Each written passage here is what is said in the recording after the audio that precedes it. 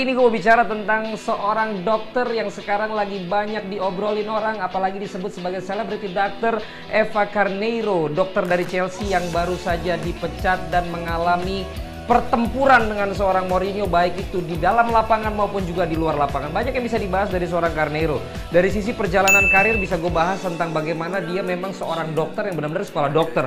Dari sisi seorang marketers, dari sisi marketing bisa kita bahas, dia ini mengambil strategi differentiation, satu-satunya atau sedikit dari dokter wanita yang berada di top klub league di Eropa ataupun di Liga Inggris.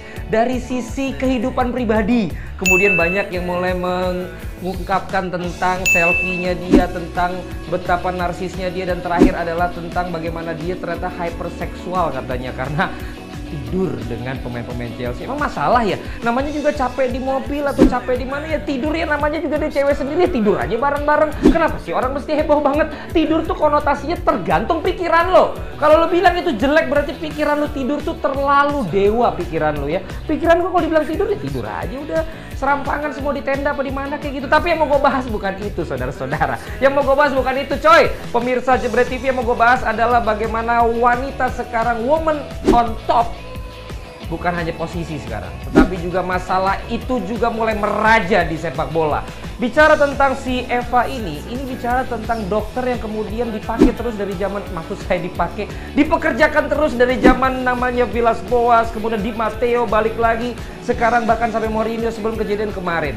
Ada dokter wanita di sana. Kemudian wasit wanita sudah mulai banyak. Ada tercatat 8 wasit cantik dan juga 1 model Italia yang super seksi mau menjadi wasit yang udah saya siapkan di episode nanti, tunggu aja. Kemudian juga pemilik klub aja sekarang juga, atau di beberapa waktu yang lalu sudah ada wanita.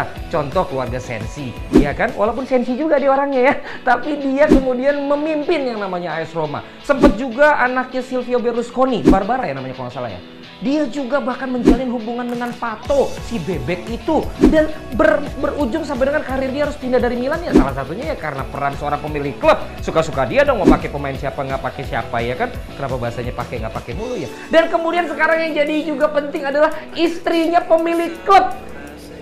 Istrinya John Henry, Liverpool, itu berpengaruh loh buat pembelian pemain Liverpool. Nah sekarang istrinya si Abramovich, istrinya sekarang yang sah kali ya, itu juga mengatakan bahwa dia tidak setuju dengan sikapnya Mourinho memecat seorang Eva. Artinya apa? Peran seorang wanita sekarang bahkan sudah masuk ke ranah sepak bola.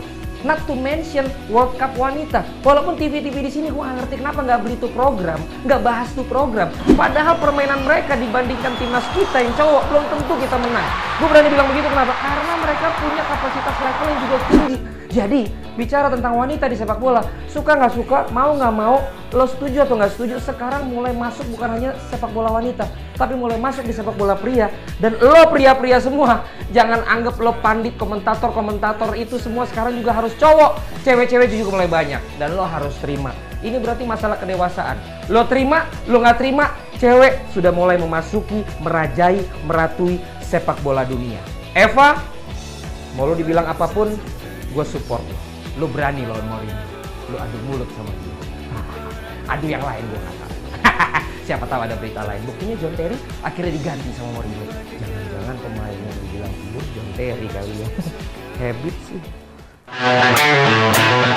Jepret, jepret, jepret.